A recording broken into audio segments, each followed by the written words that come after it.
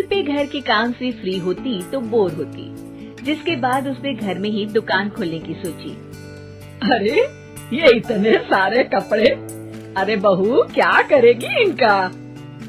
माँ जी, मैं घर में बोर होती हूँ तो सोचा सामने के कमरे में कपड़ों की दुकान खोल लूं। घर का काम भी हो जाएगा और 4 पैसों की कमाई भी।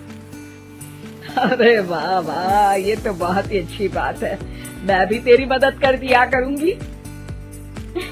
वाह माँ जी, तब तो मजा आ जाएगा। अब हम दोनों मिलकर खूब पैसे कमाया करेंगी। अब क्या था, सास बहू का काम चल पड़ा। एक दिन, अरे राकेश की माँ, सुनती हो? कहाँ चली गई? भूख के मारे पेट में चूहे कूद रहे हैं। अरे नंदिनी, कहाँ हो? भूख लग रही है। पापा कहाँ है माँ? पता नहीं बेटा, भूख लग रही है। आज तो किसी ने चाय भी नहीं पूछी।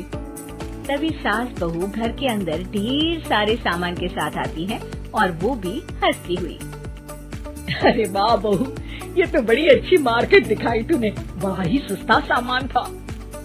हाँ माँ जी, और ये सामान हम डबल पैसों में बेचेंगे, मजा आ जाएगा। अरे बहू, भूख लग रही है, कुछ खाने को दे दे। माँ क्या बात है, आज किसी ने पापा को चाय भी नहीं दी? अरे बेटा, अब 40 साल में तेरे पापा ने क्या चाय बनाना भी नहीं सीखा? अरे बेटा रहने दे अब इस बहस को। तुम लोगों ने वैसे बनाया क्या है? बहू परेशान हो जाती है और सास को अकेले में लेकर जाती है। माँ जी, आज तो हम लोगों ने खाना ही नहीं बनाया। अरे बेटा, बाहर के छोले भटूरों से पेट इतना भर गया कि याद ही नहीं रहा कि घर में ये लोग भी हैं खाना खाने के लिए। अब क्या किया जाए? तभी घर में एक महिला आती है। जी वो सुना है आप लोगों की यहाँ साड़ी बिकती है, जरा दिखाएंगे क्या?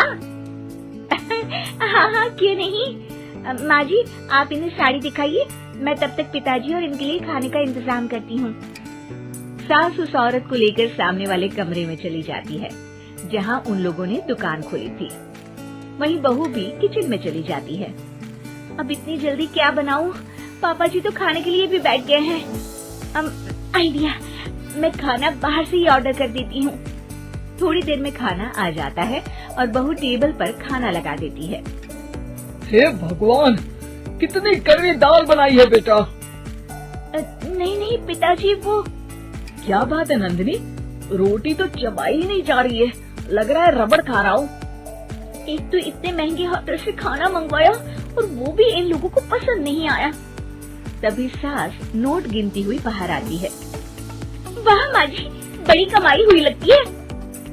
हाँ, मैंने वो 2000 वाली साड़ी 3000 में बेच दी। अरे वाह माँ जी। दोनों सास बहू बहुत खुश हो जाती हैं। मेरे पेट में ना बेटा जोर का दर्द हो रहा है। अरे माँ, क्या हुआ? पेट में दर्द? बाहर का कुछ खाया था क्या? मैदा तो नहीं खा लिया? मैंने छोले भटूरे खाए थे। माँ क्यों खाए? आपको तो पता है कि आपको मैदा सूट नहीं करता।